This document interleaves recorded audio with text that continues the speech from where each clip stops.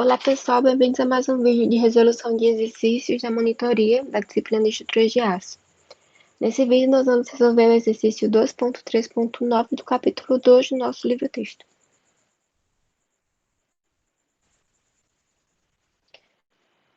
Bem, vamos para o exercício. Para o perfil 1, em aço MR250, indicado na figura, determine o esforço de tração resistente. Os conectores são de 22 mm de diâmetro. Bem, então ele está pedindo, né, o esforço resistente de projeto. Para uma peça, né, com furação em geral, né, com furos em geral, o nosso esforço resistente, ele pode ser dado pelo escoamento da seção bruta,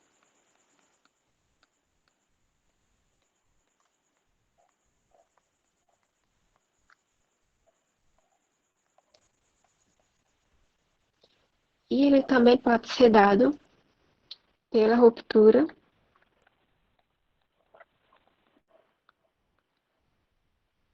da seção líquida, ou seção com furos.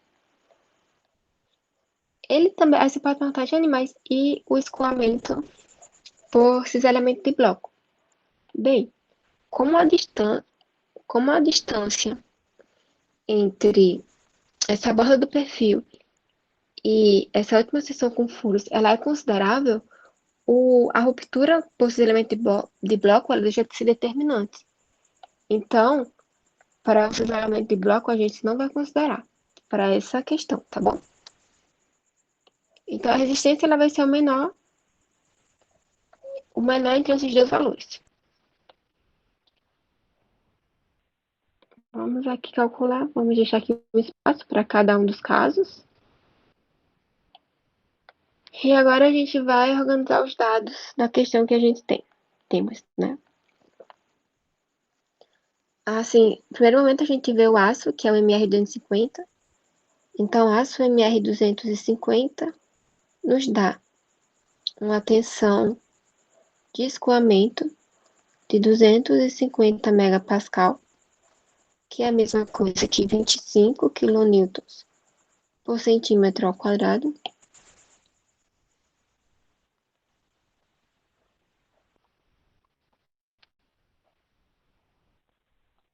Ele também vai nos dar uma tensão de ruptura de 400 megapascal, que é a mesma coisa que 40 kN por centímetro ao quadrado. A gente tem o diâmetro do conector, que é 22 milímetros. A gente tem a distância entre o CG, né, o centro de gravidade, o centroide do nosso perfil e o plano de ligação. Essa distância é 20 milímetros. Vamos chamar essa distância de E. 20 milímetros.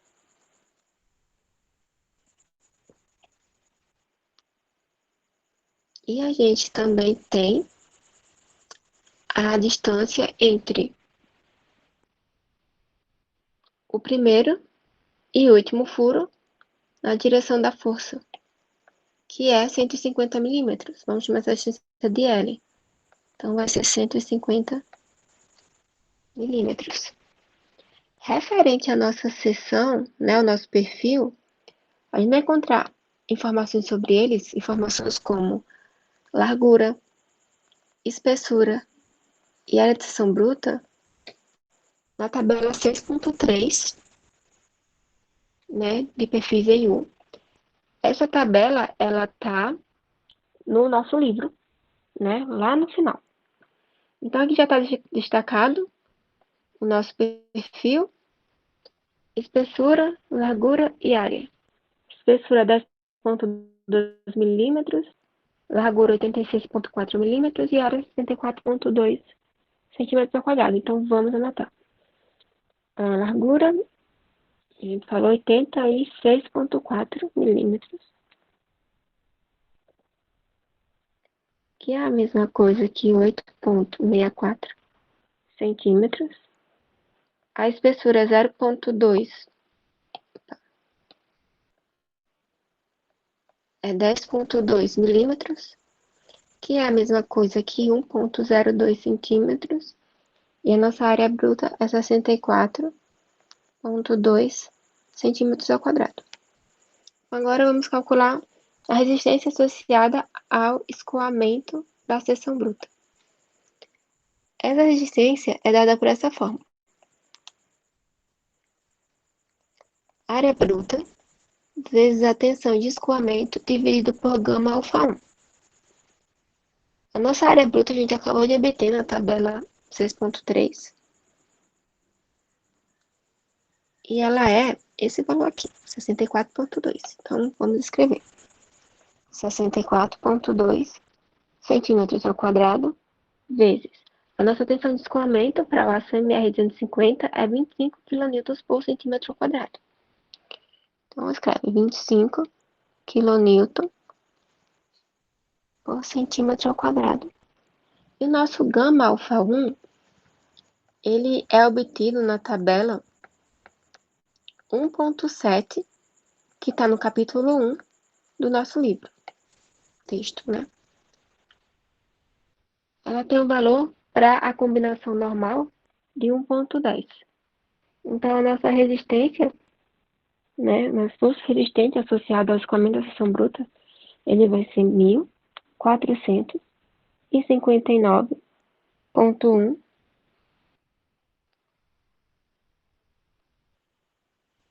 kN. Já para a ruptura da seção líquida, a gente tem que calcular a área líquida da seção.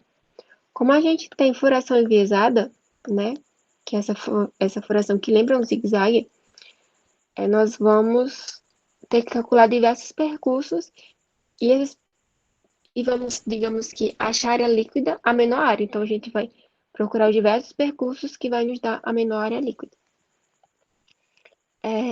A gente tem, possivelmente, esse percurso, que nós chamamos de percurso 1, a gente vai ter o percurso 2 e também vamos ter o percurso 3, certo?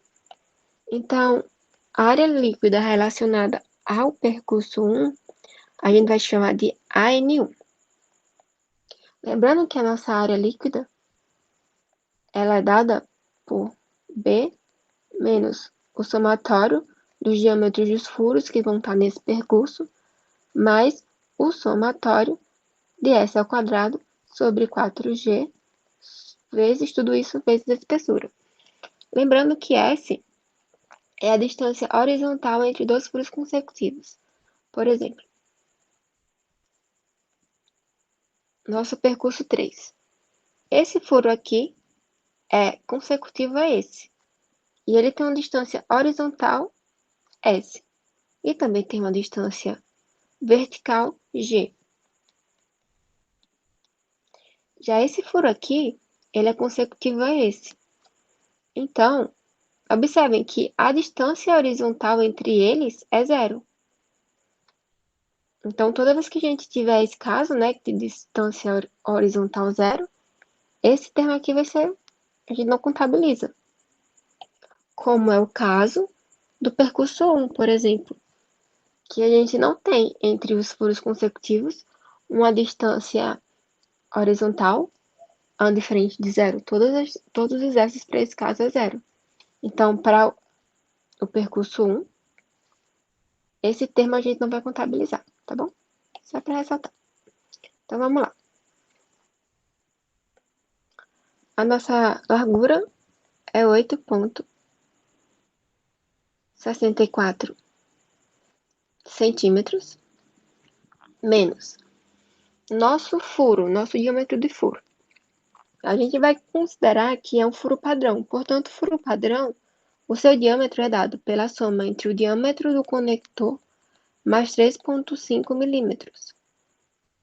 Né? Só para lembrar, desses 3,5 milímetros aqui, 2 é referente aos danos,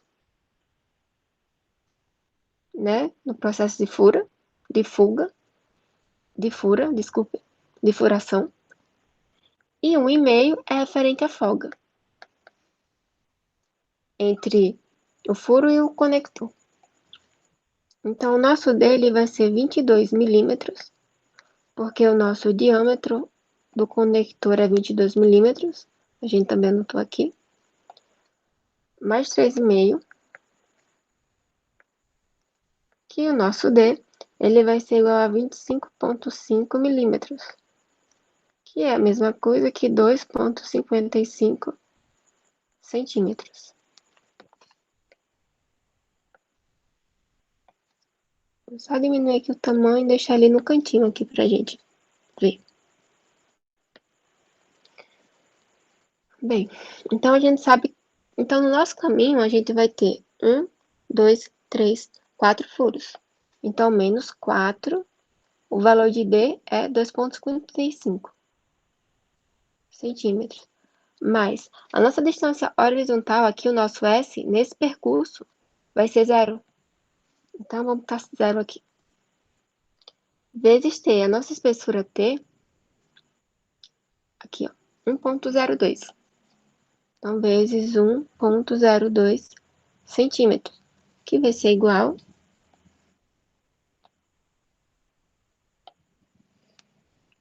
a 53,8 centímetros ao quadrado.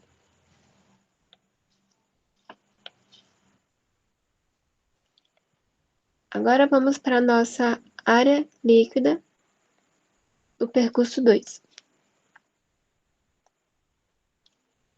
Nosso percurso 2, ele vai ser dado por esse percurso aqui. Então, o nosso percurso 2, ele vai ser a base não, desculpem, a largura, que é 8,64. Eu vou omitir as unidades, tá bom? Por causa do espaço. Menos o somatório, o somatório dos diâmetros que a gente tem no caminho, né, no percurso. Nós temos um diâmetro, 2 diâmetros. Então, menos 2 vezes o valor de diâmetro, que é 2,55, que a gente calculou aqui. Mas, nesse caso também, o nosso S é nulo. Então, aquele fator somatório de S ao quadrado sobre 4G vai ser nulo. Então, vamos botar um zero aqui. Vezes a espessura, que é 1,02. Isso vai nos dar um valor de 59 centímetros ao quadrado. Já a nossa área líquida 3, ela vai ser igual. Bem, vamos identificar ela. Ela vai ser essa aqui.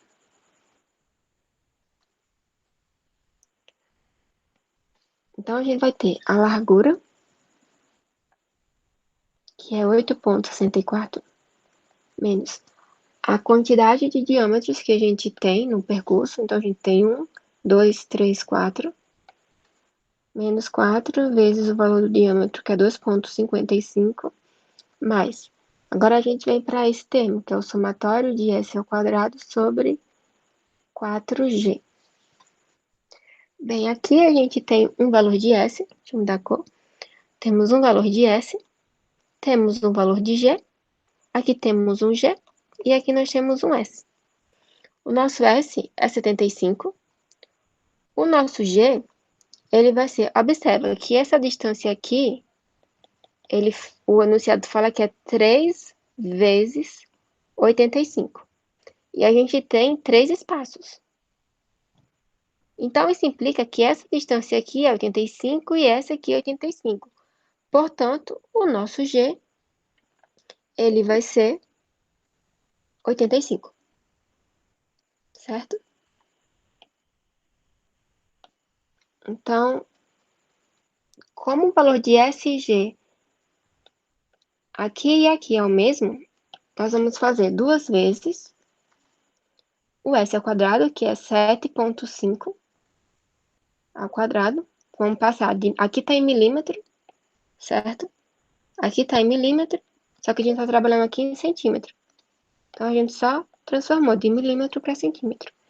Dividido por 4 vezes 8,5. Tudo isso vezes 1,02, que é a mesma coisa que 57,2 centímetros ao quadrado. Daí a gente sabe também que a nossa área líquida efetiva, ela é CT vezes a nossa área líquida. Bem, CT, ele é 1 menos E sobre L. O nosso E a gente já identificou aqui, né? E anotou aqui. Vamos botar em 20 milímetros.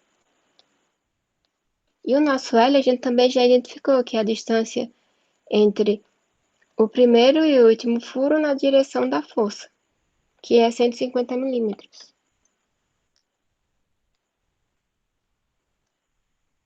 O nosso CT ele vai ser igual a 0,73. Então, isso implica que a nossa área líquida efetiva vai ser igual a 0,73 vezes a área líquida. Ok.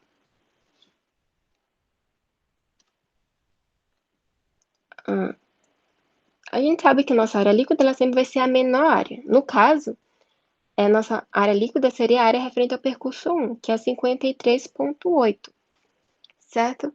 Só que uma coisa interessante que a gente está observando é justamente que no percurso 1, a solicitação ela não é 100%. Esse percurso 1 ele só é solicitado 80% do esforço solicitante total, certo? Então, o que isso implica? Isso implica, quando a gente está dimensionando, a gente sempre impõe que a nossa solicitação ela deve ser menor ou igual à nossa resistência. E para o projeto ele sempre ficar econômico, a gente sempre bota aqui a solicitação é igual à resistência. Nesse caso, a nossa solicitação do trecho 1, ela vai ser 80% de N. E o nosso esforço resistente para esse caso aqui, que é a ruptura da seção líquida, ele vai ser área líquida efetiva vezes a tensão de ruptura vezes gama alfa 2, certo? Só que o que acontece?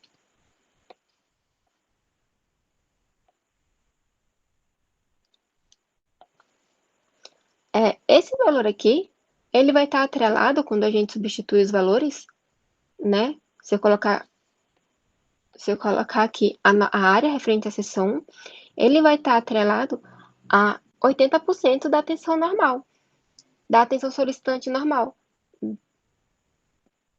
do esforço solicitante, né? 80%. E a gente quer que ele esteja atrelado a 100% desse esforço. Então, a gente vai isolar o nosso N. Isolando o nosso N, a gente tem que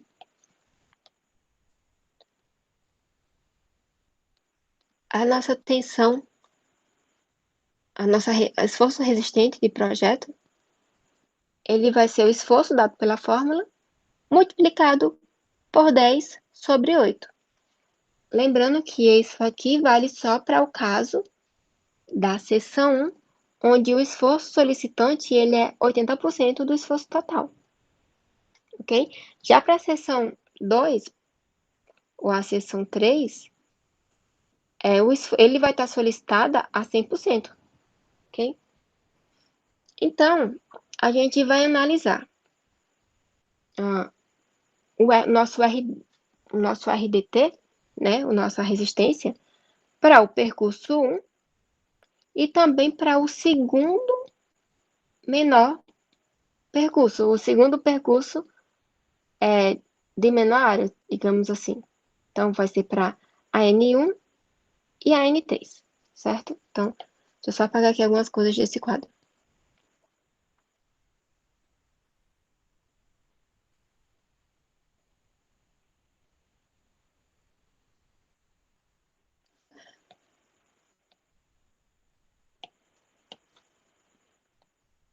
Paciência, por favor.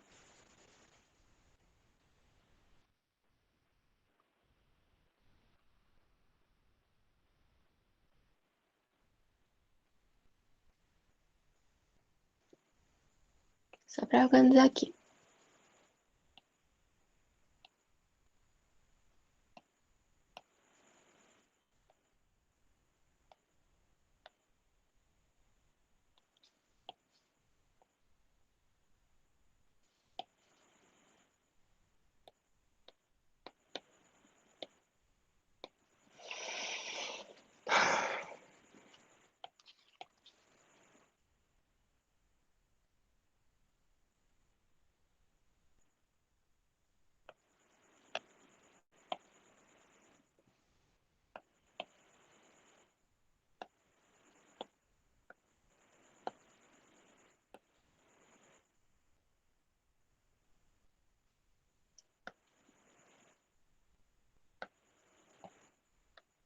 Vou colocar essas informações para cá. Então, vamos calcular para o nosso percurso 1. O nosso, a gente acabou de, né, analisar que o nosso RDT ele vai ser 10 vezes sobre 8 vezes a nossa área líquida efetiva do caminho 1 vezes a tensão última dividida por gama alfa 2.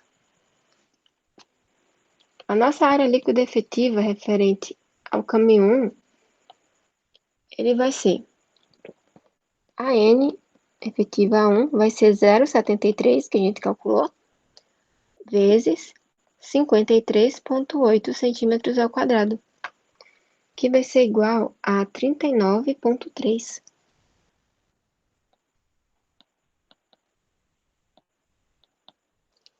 centímetro ao quadrado.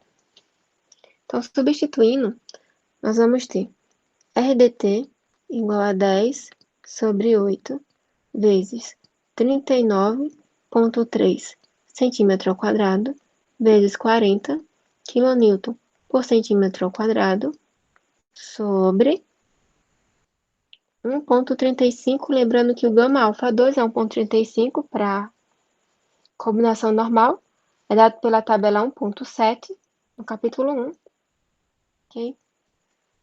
O nosso RDT, né, para o caminho 1, percurso 1, ele vai ser igual a 1.454,5 kN. Ok, então vamos calcular agora para o percurso 3, né, que é a nossa segunda menor área líquida. Então, a nossa área líquida efetiva referente ao caminho 3 vai ser 0,73 vezes 57,2 centímetros ao quadrado. Que a nossa área líquida efetiva do caminho 3 vai ser igual a 57,2 vezes 0,73, vai ser 41,8 centímetro ao quadrado. Então, o nosso RDT, para esse caso, vai ser a fórmula normal. AN efetivo vezes a tensão de ruptura vezes gama alfa 2. Que a nosso RDT vai ser 41,8 centímetro ao quadrado vezes 40, tensão última, né? A tensão de ruptura para o MR 250. Tá aqui, né? 40 kN por centímetro quadrado, dividido por 1,35. O nosso RDT ele vai ser igual a, calcular aqui,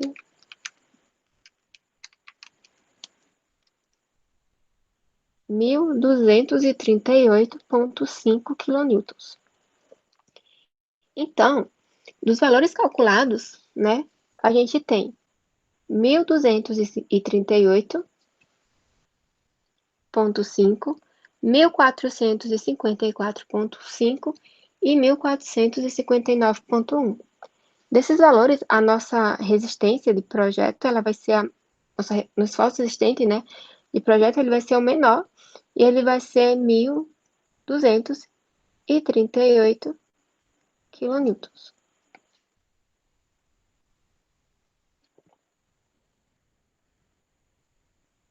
Bem, pessoal, é isso. Obrigada a todos que assistiram até aqui.